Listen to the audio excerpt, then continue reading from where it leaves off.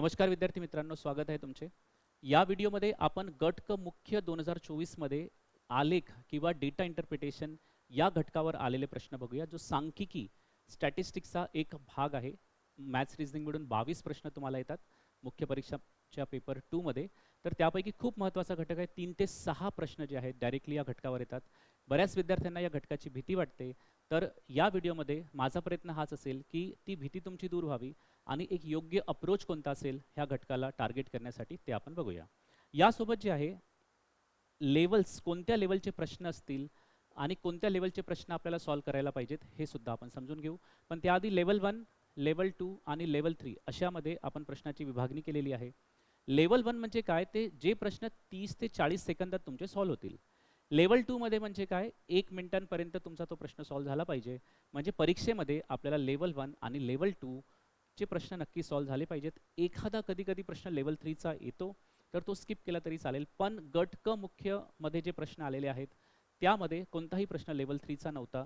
मग हे प्रश्न कशा प्रकारे सोप्या पद्धतीने सॉल्व करता येतील ते सुद्धा आपण बघूया. MPSC गट ब मुख्य परीक्षांमध्ये जो DI चा भाग आहे त्यावर एक सेपरेट व्हिडिओ अवेलेबल आहे, तो सुद्धा तुम्ही नक्की बघा.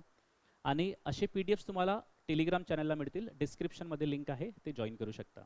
आता ग्राफ सॉल्व करताना सर्वात महत्त्वाचं काय आहे, तर सर्वात पहिले ग्राफ कोणती माहिती देतो हे आपल्याला लक्षात घ्यायचं आहे. आणि त्यानंतर एकके काही असतील, म्हणजे डिग्रीमध्ये माहिती असेल, रुपयांमध्ये माहिती असेल, पर्सेंटेजमध्ये माहिती असेल, ते एकक आपल्याला व्यवस्थितरित्या बघायचं आहे. मग यामध्ये ही माहिती कशाबद्दल देण्यात आलेली आहे ते आपण समजून घेऊया.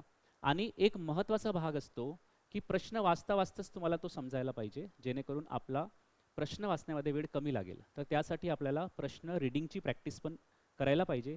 सामान्यतः विद्यार्थी जे आहेत ती ही प्रॅक्टिस करत नाही, फक्त लिहिण्याची प्रॅक्टिस करतो आपण सॉल्युशनची, पण तुम्हाला रीडिंगची प्रॅक्टिस पण पाहिजे. तर बघा प्रश्न कशाबद्दल माहिती देतोय हा ग्राफ.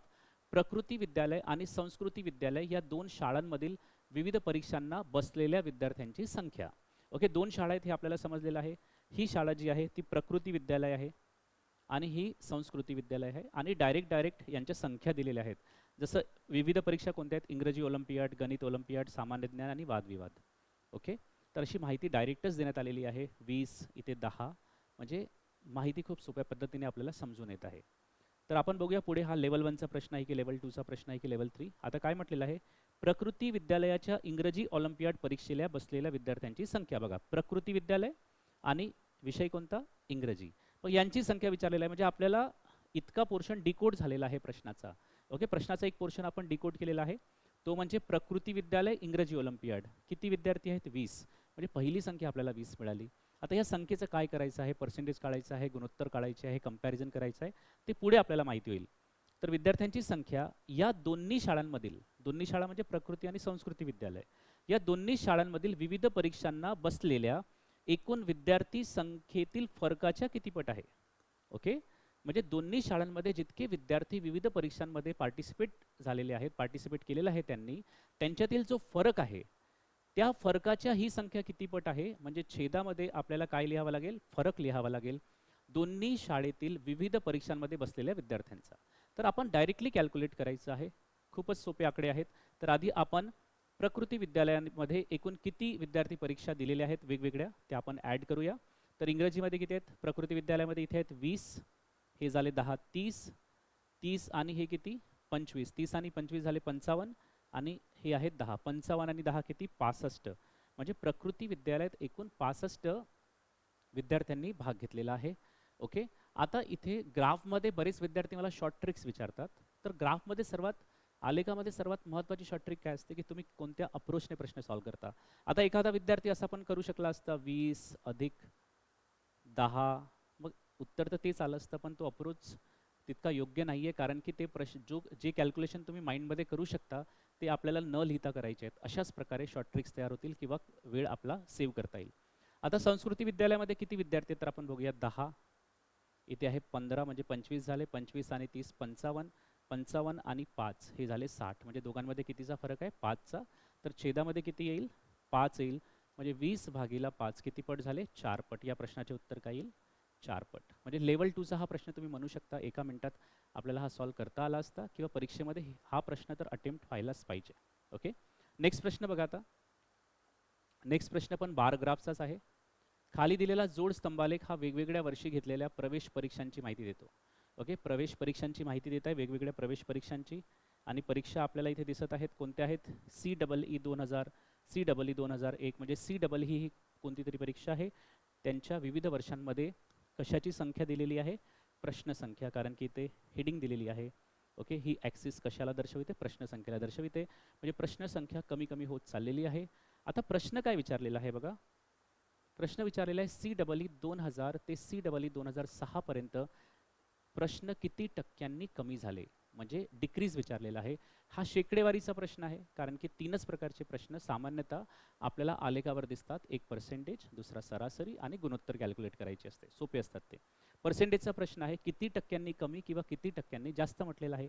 अशा वेळी आपण संदर्भ संख्या जी आहे, संदर्भ संख्या म्हणजे काय? ज्यासोबत आपण कंपेअर करतो किंवा सुरुवातीची संख्या, आणि कमी किंवा जास्त म्हटलेलं असेल शेकडेवारीमध्ये तर फरक वर लिहितो आणि गुणीला आपण 100 करतो. तर आपण CEE 2000 ते CEE 2006 पर्यंत प्रश्नसंख्या किती टक्क्यांनी कमी झालेली आहे हा प्रश्न विचारलेला आहे.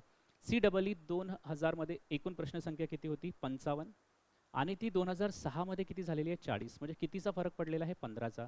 तर 15ने कमी झालेली आहे, म्हणून अंशामध्ये आपण काय करणार? 15 लिहिणार आणि बेस व्हॅल्यू कोणती होणार? 55, आणि पर्सेंटेज कॅल्क्युलेट करायचं आहे म्हणून गुणीला 100. आता हे कॅल्क्युलेशन खूप इझिली तुम्ही करू शकता जर तुम्हाला पर्सेंटेजचा शॉर्टकट नियम माहिती असेल. 9-11 रूल. कोणता आहे? 9-11 रूल तुम्हाला माहिती असेल, तो मी आता एक्सप्लेन करतो. आधी कॅन्सलेशन करूया. 5 त्रिक 15 आणि 11 वेळा भाग जाईल. 5 1 5, 5 1 5. आता 100ने गुणाकार न करता तुम्हाला जर डायरेक्ट कॅल्क्युलेशन करायची असेल तर तुम्ही 9-11चा रूल अप्लाय करू शकता पर्सेंटेज कॅल्क्युलेट करण्यासाठी. तर हा रूल काय म्हणतो की कोणत्याही अपूर्णांकाला पर्सेंटेजमध्ये जर कन्वर्ट करायचं असेल आणि अपूर्णांकाच्या छेदामध्ये समजा 9 असतील, फॉर एक्झाम्पल 2/9, छेदामध्ये 9 असतील तर अंशाला तुम्ही 11ने गुणाकार करा, आणि छेदामध्ये जर 11 असले असते तर अंशाला आपण 9ने गुणाकार केला असता. ओके, आता जसं फॉर एक्झाम्पल 2/9 पर्सेंटेजमध्ये कन्वर्ट करायचे आहेत, 100ने गुणाकार नाही करायचा आहे, तर मग आपल्याला लक्षात येईल की छेदामध्ये 9 आहेत, म्हणजेच 9-11चा रूल अप्लाय करता येईल. आणि छेदामध्ये 9 आहेत तर अंशाला कितीने गुणाकार करायचा? 11ने. म्हणजेच याचं उत्तर किती येईल? 22. आणि डेसिमल नंतर पुन्हा हीच संख्या रिपीट करायची आहे. ओके, आता आपल्याला काढायचं आहे 3/11. छेदामध्ये 11 आहेत, म्हणजेच अंशाला कितीने गुणाकार करायचा आहे? 9ने. तर 9 त्रिक 27, आणि यानंतर पुन्हा ही संख्या आपण रिपीट करू शकतो. तर अशा प्रकारे उत्तर काय येईल? 27.27. छोटे छोटे ज्या ट्रिक्स आहेत त्या तुम्हाला लक्षात ठेवायच्या आहेत. ओके, पुढे बघूया आपण. पुढील प्रश्न बघूया. तर हा प्रश्न सुद्धा लेवल 1चाच म्हणू शकता किंवा लेवल 2 म्हणू शकता, डझंट मॅटर. दोन्हीपैकी कोणताही लेवल असेल तरी तुम्हाला प्रश्न तो अटेम्प्ट करता आला पाहिजे. आता प्रश्न क्रमांक 3 जो आहे यामध्ये तो आहे पाई चार्टचा प्रश्न. पाई चार्ट किंवा वर्तुळालेख ज्याला आपण म्हणतो. तर सर्वप्रथम माहिती बघूया की हा पाई चार्ट कोणती माहिती आपल्याला देत आहे. सोबतच्या पायाकृतीत कुशल कामगारांचे वर्गीकरण दिलेले आहे, है ना. हे कामगारांचे वर्गीकरण आहे. शेतीमध्ये 60 डिग्री, इतरमध्ये 138 डिग्री, 72 डिग्री, म्हणजे एकक जे आहे डिग्रीमध्ये आहे. कधी कधी ह्या जे आहेत ते पर्सेंटेजमध्ये सुद्धा आपल्याला संख्या दिलेल्या असतात.